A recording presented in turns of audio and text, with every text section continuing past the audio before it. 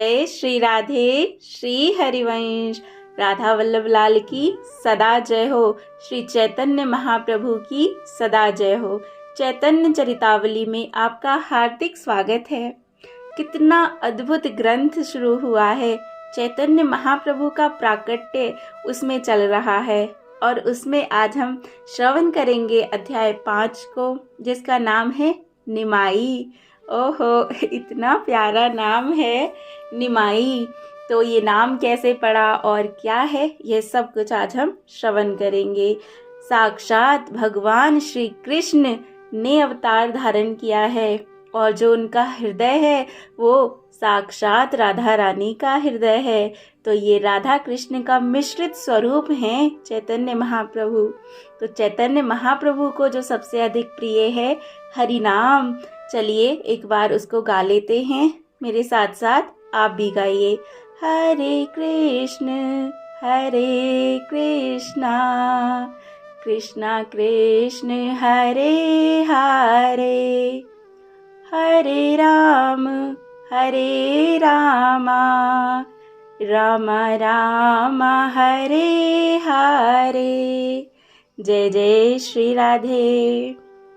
तो चलिए अध्याय को शुरू करते हैं।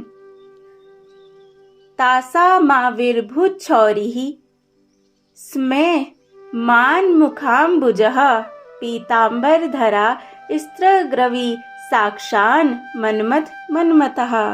जय हो। क्या मतलब हुआ इसका? उन सब के मध्य में पीताम्बर पहने, गले में पुष्पों की माला धारण किए, मंद मंद मुस्कान से सबों को प्रसन्न करते हुए, प्राणी मात्र के मन को मोहित करने वाले कामदेव को भी अपने रूप लावण्य से तिरस्कृत करते हुए प्रभु प्रकट हुए। जय हो जय हो जय हो। जय जय श्री राधे।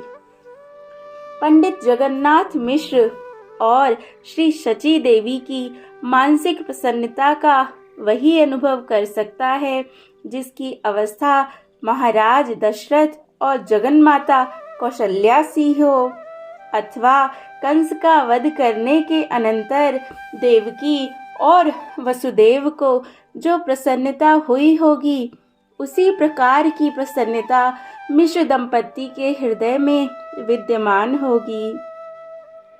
सची देवी की क्रमशः 8 कन्याएं प्रसव होने के कुछ काल के ही पश्चात परलोकगामिनी बन चुकी थी।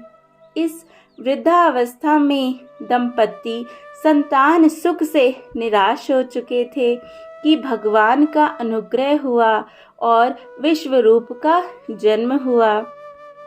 विश्वरूप यथा नाम तथा गुण ही थे।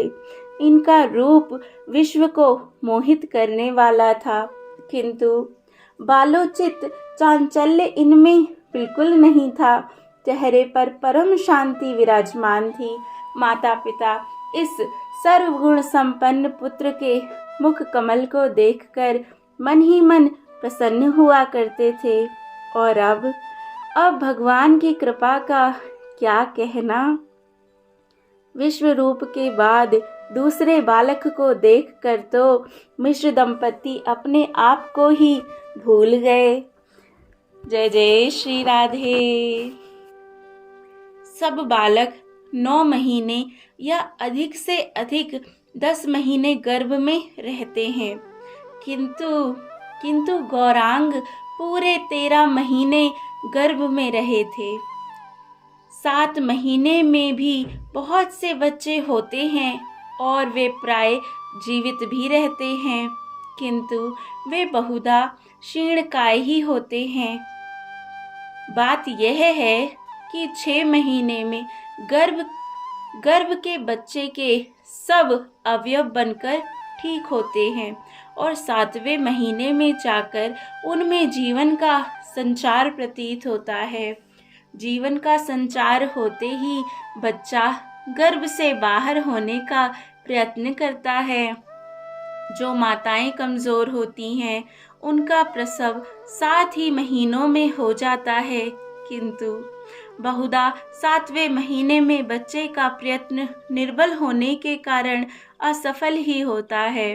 बाहर निकलने के प्रयत्न में बालक बेहोश हो जाता है और वह बेहोशी 2 महीने में जाकर ठीक होती है। जो बच्चे 7 ही महीनों में हो जाते हैं वे बचते नहीं हैं, क्योंकि एक तो पहली बेहोशी और दूसरी प्रसव की बेहोशी, इसीलिए कमज़ोर बालक उन्हें सह नहीं सकता। 10 महीने का बच्चा खूब तंदुरुस्त होता है। 13 महीने गर्भ में रहने के कारण गौरांग पैदा होते ही साल भर के से प्रतीत होते थे। इनका शरीर खूब मजबूत था। अंग के सभी अवयव सुगठित और सुंदर थे। तपाए हुए स्वर्ण की भांति इनके शरीर का वर्ण था। छोटी छोटी दोनों भुजाएं खूब उतार चढ़ाव की थी। हाथ की उंगली कोमल और रक्त वर्ण की बड़ी ही सुहावनी प्रतीत होती थी। छोटे छोटे गुदगुदे पैर, मांस से छिपे हुए सुंदर टखने, सुंदर गोल गोल पिंडलियां और मनोहर उरुदय, छोटे कमल के समान सुंदर मुख, बड़ी बड़ी आंखें और सुंदर पैनी नासिका बड़ी ही भली मालूम पड़ती थी। गर्भ के सभी बालकों के इतने मुलायम बाल होते हैं कि वे रेशम के लच्छों को भी मात करते हैं, किंतु गौरांग के बाल तो अपेक्षाकृत अन्य बालकों के बालों से बहुत बड़े थे। काले काले सुंदर घुंघराले बालों से उस सुचारू आनंद की शोभा ठीक ऐसी ही बन गई थी, मानो किसी अधिक रसमय कमल के ऊपर बहुत से भौरे आकर स्वेच्छापूर्वक रसपान कर रहे हों। शची माता उस रूप माधुरी को बार बार निहारती और आश्चर्य सागर में गोते लगाने लगती। वह बच्चे के सौंदर्य में एक अपूर्व तेज का अनुभव करती। जय जय श्री राधे। कितना अद्भुत रूप है ना प्रभु का। धीरे धीरे बालक 1 मास का हुआ। बंगाल की और माता 21 दिन में अथवा महीने भर में प्रसूति घर में रहती है और उसके बाद ही बाहर आती है और तभी षष्ठी पूजा की जाती है। नामकरण संस्कार प्राय 4 महीनों में होता है, किंतु अब तो लोग बहुत पहले भी करने लगते हैं। 1 महीने के बाद गौरांग का निष्क्रमण संस्कार हुआ। सखी सहेलियों के साथ सची देवी बालक को लेकर गंगा स्नान करने के निमित्त गईं। वहां जाकर विधिवत गंगा जी का पूजन किया और फिर षष्ठी देवी के स्थान पर उनके पूजन के निमित्त गईं। षष्ठी देवी कौन है, इनके संबंध में पृथक पृथक देशों की पृथक पृथक मान्यता है। यह कोई शास्त्रीय देवी नहीं है, यह अलौकिक पद्धति है। बहुत जगह तो यह बालकों के अशुभ को मेटने वाली समझी जाती हैं और इसीलिए बालक के कल्याण के निमित्त इनकी पूजा की जाती है। हमारी तरफ बालक के जन्म के 6ठे दिन षष्ठी अर्थात जिसको छठी देवी का पूजन कहा जाता है, घर की सबसे मान्य स्त्री पहल पूजा करती हैं। फिर संपूर्ण कुल परिवार की स्त्रियां आकर पूजा करती हैं और भेंट चढ़ाती हैं। मान्य स्त्री उन सबको खाने के लिए सीरा, पूड़ी या कोई अन्य वस्तु देती हैं। हमारी ओर वै माता अर्थात भावी माता को ही षष्ठी मानते हैं। ऐसी मान्यता है कि वह माता उसी दिन रात्रि में आकर बालक की आयु का शुभाशुभ भाग्य में लिख जाती हैं। वह माता बालक के भाग्य को खूब अच्छा लिख जाएं, इसीलिए उनकी प्रसन्नता के निमित्त उनका पूजन किया जाता है। नीचे दोहे में यही बात स्पष्ट है। जय जय श्री राधे। जो विधना ने लिख दई, छठी रात्रि के अंक, राय घटे ना तिल बढ़े, रहो रे जीव निसंक। कुछ भी हो, लौकिक ही रीति सही, किंतु इसका प्रचार किसी न किसी रूप में सर्वत्र ही है। षष्ठी देवी के स्थान पर जाकर शची देवी ने श्रद्धा भक्ति के साथ देवी का पूजन किया और वे बच्चे की मंगल कामना के निमित्त देवी के चरणों में प्रार्थना करके सखी सहेलियों के साथ प्रसन्नता पूर्वक घर लौट आईं। बालक ज्यों-ज्यों बढ़ता जाता था, त्यों ही त्यों उसकी चंचलता भी बढ़ती जाती थी। विश्वरूप जितने अधिक शांत थे, गौरांग उतने ही अधिक चंचल थे। 1 महीने के ही थे कि अपने आप ही आंगन में घुटनों के सहारे रेंगने लगते थे। जय जय हो, जय जय हो। देखिए, सामान्य बालक कम से कम 6-8 महीने का होता है, तब जाकर कहीं ऐसी क्रिया होती है, लेकिन ये कोई साधारण बालक नहीं है। चलते चलते जोर से किलकारियां मारने लगते, कभी कभी अपने आप ही हंसने लगते। माता इन्हें पकड़ती, किंतु इन्हें पकड़ना सहज काम नहीं था।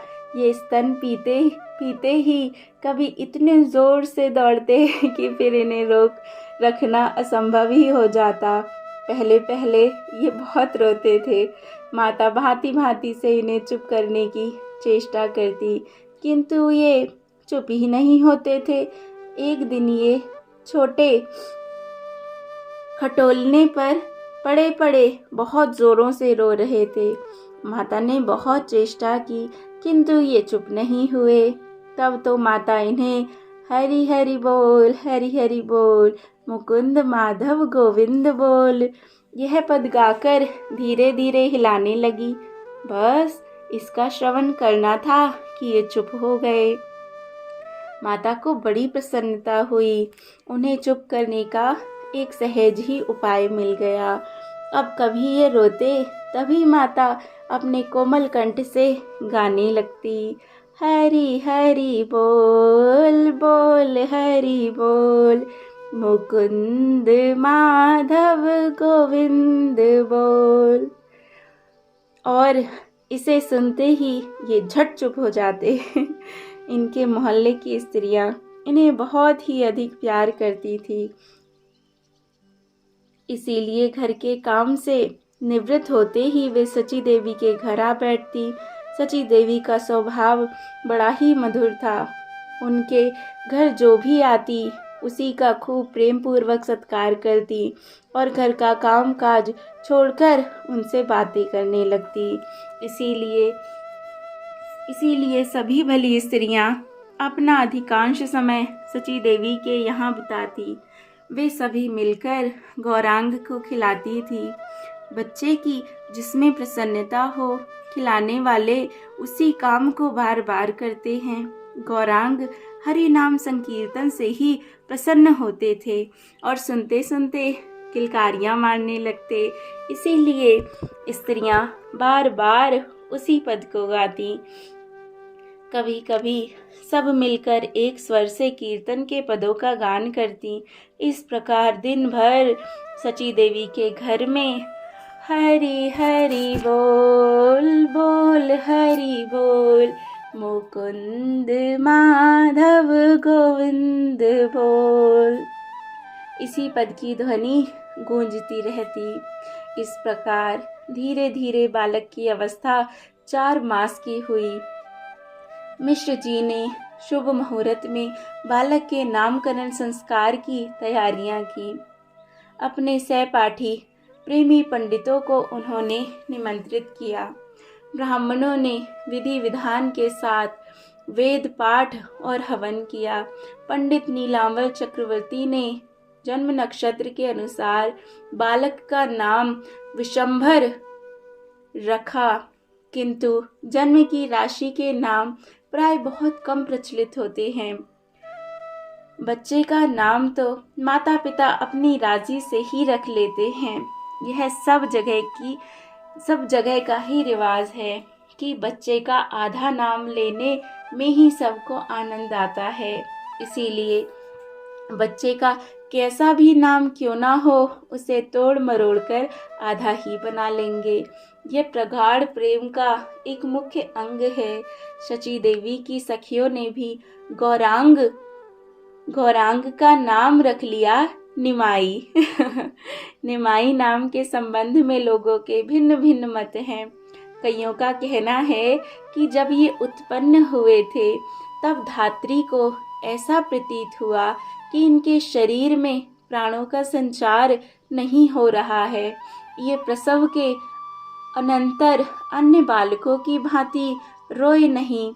जब इनके कान में हरि मंत्र बोला गया तब ये रोने लगे। इसीलिए माता ने कहा यह यमराज के यहाँ नीम की तरह कड़वा साबित हो, इसीलिए इसका नाम माता ने निमाई रख दिया। जय हो। बहुतों का मत है कि इनका प्रसव गृह एक नीम के वृक्ष के नीचे था, इसीलिए इनका नाम निमाई रखा गया। बहुतों के विचार में यह नाम हीनता का द्योतक इसलिए रखा गया कि बच्चे की दीर्घायु हो। लोक में ऐसा प्रचार हो कि जिस माता की संतान ने जीवित नहीं रहती वह अपनी संतान का इसी प्रकार हीन नाम रखती हैं। कुछ भी हो, हमारा मत तो यह है कि यह नाम किसी अर्थ को लेकर नहीं रखा गया। प्यार में ऐसे ही नाम रखे जाते हैं और सर्वसाधारण में वही प्रेम का नाम प्रचलित होता है। जैसे नित्यानंद का निताई, जगन्नाथ का जगाई इत्यादि। कुछ भी क्यों ना हो, संपूर्ण नवद्वीप में गौरांग का यही नाम सर्वत्र प्रसिद्ध हुआ। पंडित होने पर भी सब लोग इन्हें निमाई पंडित के नाम से जानते और पहचानते थे। नामकरण संस्कार के अनंतर पिता ने इनके स्वभाव की परीक्षा करनी चाहिए। उन्होंने इनके सामने रुपए, पैसे, अन्न, वस्त्र, द्रव्य, शस्त्र और पुस्तकें रख दी और बड़े प्रेम से बोले, बेटा इनमें किसी चीज को उठा तो लाओ।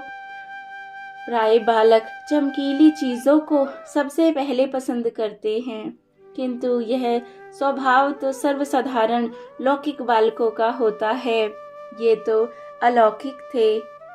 झट इन्होंने सबसे पहले श्रीमद् भागवत की पुस्तक पर हाथ रख दिया। सभी को बड़ी प्रसन्नता हुई। सबने एक स्वर से कहा, निमाई बड़ा भारी पंडित होगा। सच है, होनहार बिरबान के होत चीकने पात, इसीलिए गौरांग ने धरा ग्रंथ पर हाथ।